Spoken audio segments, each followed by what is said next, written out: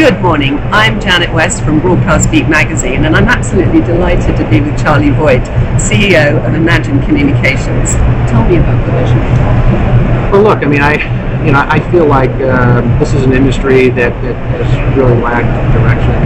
And when I got here close to 2 years ago, selfishly, for me, it really was less about Imagine than it was really trying to create a vision and direction for an industry that really needed to move to a platform that it can compete in the future. And for 2 years I've been talking about an industry that had to transform from baseband to IP. We've talked about the fact that we had to move away from proprietary platforms to software-defined architectures, and we had to get our traditional media companies and broadcast companies to a place where they could actually begin to virtualize and leverage the capabilities of the cloud to where they can do the things that they need to do to compete with the next generation media services. And so I think the great thing about where we are today, 2 years later, is there's nothing on the showroom floor that is a PowerPoint presentation. Everything that we're demonstrating here is what we're actually deploying.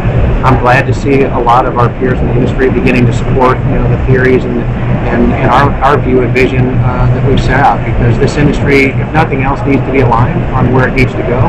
It's a lot easier for us to compete when we're all aligned than compete when we're misaligned. And I think at IBC last September I was quoted that in the next 18 to 24 months, from camera to device, you're going to see a complete end-to-end IP architecture, and I'm probably wrong on the timing. It's probably going to be sooner. And so, for us, I think the benefit is that we started 18 months ago untethering our software from proprietary hardware platforms, and that's not easy. So to be able to virtualize your software on common off-the-shelf computing platforms, to truly be able to virtualize that in a cloud environment is not easy. To be able to not only deliver a non-linear file-based programming platform, to be able to do that in a live environment is very challenging, especially when you kind of think about the latency and what we announced with Disney on Sunday night, and what was certainly carried around the world on Monday was significant, because it wasn't just about taking a pre-programmed file and being able to push it around the internet in a cloud environment. It's being able to do that in a live broadcast environment. That's pretty significant. When you think about the latency that we had to redesign to be able to take our software and completely cloud virtualize it, to be able to re-architect the way video content is actually packaged, it was pretty hard stuff. And so we're pretty excited about it. We think we're a couple years ahead of the pack or more. And the other thing that was significant about that architecture was, from the very beginning when we sat down with Disney, they didn't want us to build a proprietary platform, meaning they didn't want the architecture, even though it was open, to be something that was for Disney. It was something that was led by the very smart people at Disney, but it was something that we could replicate 200 times with Disney's peers, which is what Disney needs and what we need. So we're excited about this being something that can be applied and applicable across the industry. We've already got 22 other POCs that are right behind Disney, so it's a pretty exciting time. I think that we're prepared for the growth. I think we're prepared to scale. I like to talk about the fact that Imagine is a $400 million private startup. We act like a startup. We're very entrepreneurial.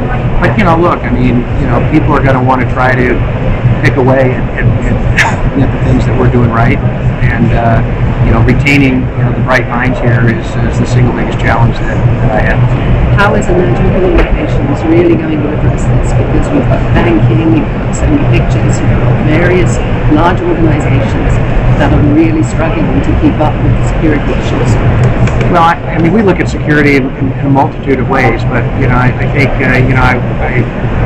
I was on Spotlight with Maria yesterday with Fox Opening Bell, and they've had quite a few topics around piracy of content, and I think what a lot of the media companies are doing with regards to their own subscription-based over-the-top service is really to try to get around the piracy and get around a lot of the security breaches that I think the industry has continued to see. And once you get to a true subscription-based model, you're giving all of your consumers an opportunity to download all of that content with the rights that have been fostered by whoever the media company is that's providing that. So from an IT infrastructure perspective, we're all challenged with security breaches. I mean, I think most companies are taking advantage of the cloud, if nothing else, for disaster recovery. I think one of the cool things about Sony Pictures, and one of the senior executives is on our innovation advisory board, and we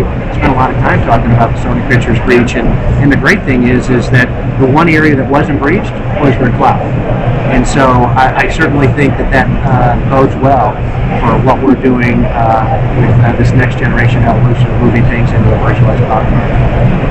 Charlie, it's been an absolute delight to talk to you. Well, thank you. I'm Janet West, and on behalf of Broadcast Beat Magazine, I wish you all a great show.